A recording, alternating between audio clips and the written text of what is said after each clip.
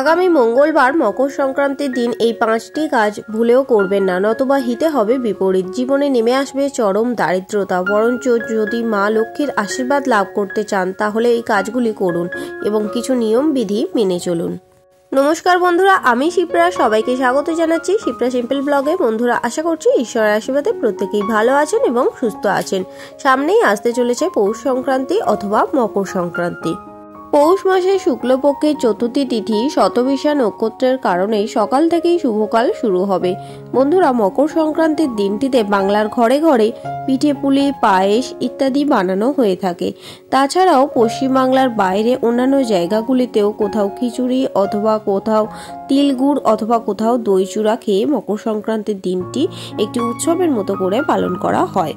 তার কারণ হচ্ছে এই দিনটি অত্যন্ত শুভ। সূর্যের ধনু থেকে মকর রাশিতে গমন অত্যন্ত শুভ মানা হয়, তাই এই দিনটি একটি উৎসব বা পার্বণের মতো করে পালন করা হয়ে থাকে। এই বিশেষ দিনে বহু বাড়িতে মা লক্ষ্মী এবং সত্যনারায়ণ ভগবানের পুজো করা হয়। তাছাড়া প্রত্যেকের বাড়িতে এই দিনে বিশেষভাবে নিত্য পুজোও হয়ে থাকে। অনেক বাড়িতেই পিঠে পুলি, পায়েস বানিয়ে সবার আগে ভগবানকে নিবেদন করা হয় এবং তারপর সেটি প্রসাদ হিসেবে গ্রহণ করা হয়ে থাকে। বন্ধুরা, এই দিনটির মান্যতা সনাতন হিন্দু ধর্মে কিন্তু বিশেষ, তাই এই দিনটি বিশেষ নিয়মবিধি মেনে পালন করাই উচিত। আজকের ভিডিওটিতে আমি আপনাদেরকে এমন কিছু নিয়মবিধি বলে দেব যেগুলি যে কোনো ব্যক্তিই পালন করতে পারবে।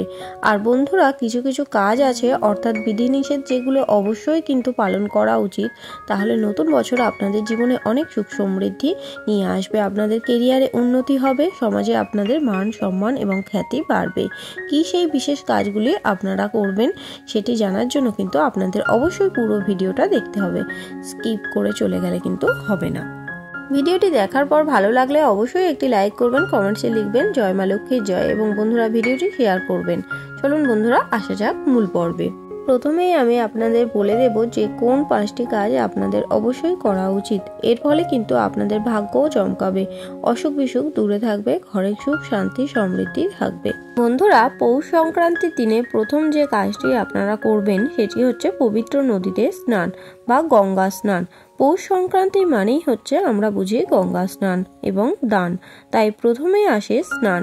এই দিন খুব সকাল সকাল ঘুম থেকে উঠে স্নান করে নেবেন, আর যদি সম্ভব না হয় তাহলে বাড়িতেই স্নান করে নেবেন, কিন্তু স্নানের জলে সামান্য পরিমাণে কালো তিল মিশিয়ে স্নান করবেন এবং স্নান করার পরে শুদ্ধ বস্ত্র পরবেন, তার উপরে গঙ্গা জল ছিটিয়ে নেবেন, নিজের মাথাতেও গঙ্গা জল ছিটিয়ে দেবেন।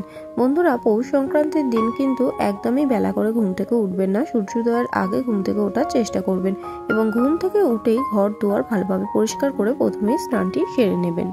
দ্বিতীয় কাজ হচ্ছে পরিষ্কার পরিচ্ছন্নতা। বন্ধুরা, পৌষ সংক্রান্তির দিন হচ্ছে মা লক্ষ্মীর আগমনের দিন। এদিন সত্যনারায়ণের পূজা হয়, মা লক্ষ্মীর আরাধনা করা হয়।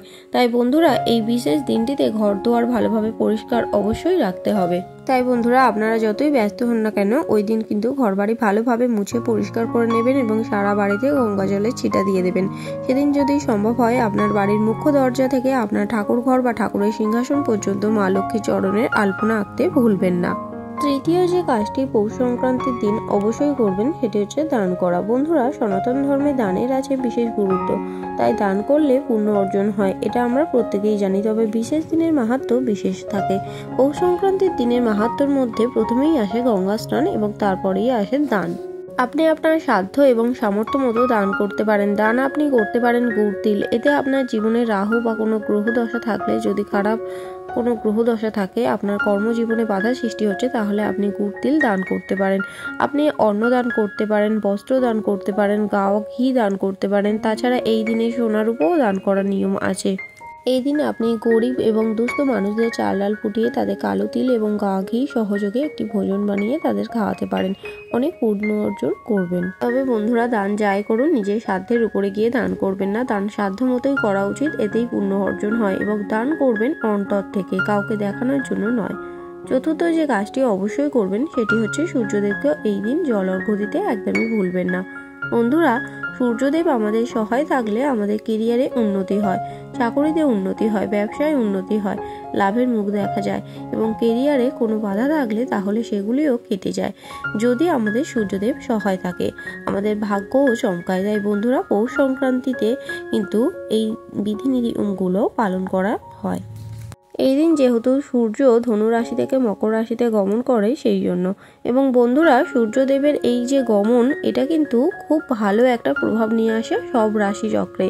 তাই বন্ধুরা, এই দিন অবশ্যই সূর্যদেবকে জল অর্পণ করবেন এবং পাত্রটি যেন তামার পাত্র হয়। জল অর্পণ করবার পূর্বে দেখে নেবেন এবং তার মধ্যে সামান্য লাল চন্দন মিশিয়ে নেবেন, তাতে সামান্য কালো তিল দিয়ে দেবেন, একটুখানি গুড় দিয়ে দেবেন এবং যদি একটি লাল জবা ফুল দিতে পারেন তাহলে খুবই ভালো হয়। এর ফলে কিন্তু আপনি সৌভাগ্যের মুখ দেখবেন, সমস্ত বাধা বিপত্তি কেটে যাবে আপনার। পঞ্চম এবং সর্বশেষ যে কাজটি আপনি এই বিশেষ দিনে করবেন সেটি হচ্ছে আপনার ঠাকুরের সিংহাসনে ভোগ লাগানো। বন্ধুরা, এই দিন আপনি খিচুড়ি ভোগ লাগাতে পারেন। সব রকম সবজি চাল ডাল দিয়ে খিচুড়ি ভোগ তৈরি করে ঠাকুরকে ভোগ নিবেদন করতে পারেন।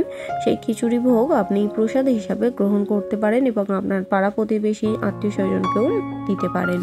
বন্ধুরা, এই দিন পশু পাখিদের কিছু খাবার খাওয়াতে পারেন। বিশেষ করে গৌমাতাকে যদি এই দিন সবুজ ঘাস খাওয়ান তাহলে অত্যন্ত ভালো ফল পাবেন, তবে বাসি খাবার কিন্তু খাওয়ানো যাবে না।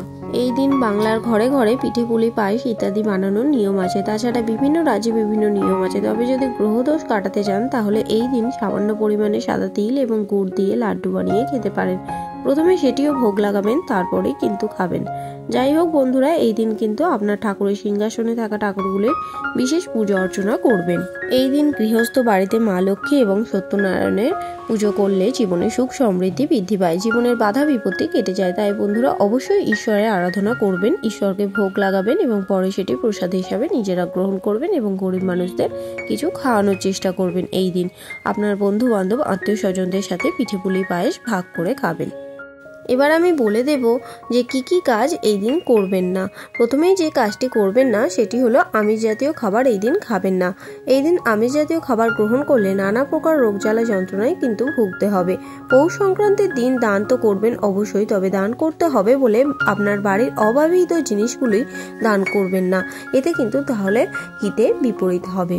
বন্ধুরা, এই দিন কোনো চুরি কাঁচি ধারালো জিনিস দান করবেন না। ব্যবহার করা বস্ত্র কিন্তু দান করবেন না। কখনোই বাসি খাবার কাউকে খেতে দেবেন না, এমনকি পশু পাখিদেরও বাসি খাবার খাওয়াবেন না।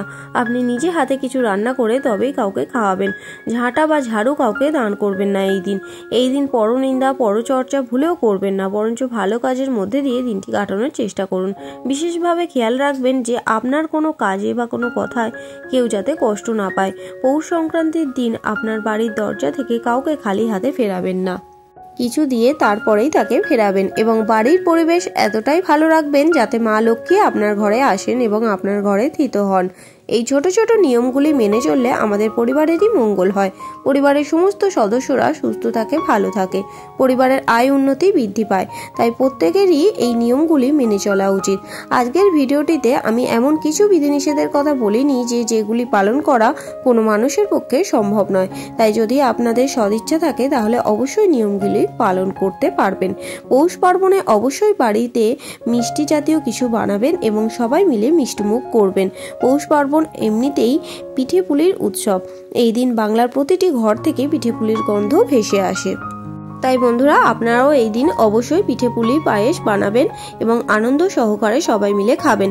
অবশ্যই ঠাকুরকে ভোগ লাগাবেন। আজকের পর্বটি আমি এখানেই শেষ করছি। আশা করছি আজকের ভিডিওটি আপনাদের ভালো লাগলো এবং একটু হলেও উপকারে আসলো। ভিডিওটি ভালো লাগলে অবশ্যই লাইক, কমেন্ট এবং শেয়ার করবেন বন্ধুরা, এবং চ্যানেলে যদি নতুন হয়ে থাকেন অবশ্যই চ্যানেলটিকে সাবস্ক্রাইব করে দেবেন। দেখা হবে শিপ্রা সিম্পল ব্লগের আরও একটি নতুন পর্ব নিয়ে। সবাই খুব ভালো থাকবেন, সুস্থ থাকবেন।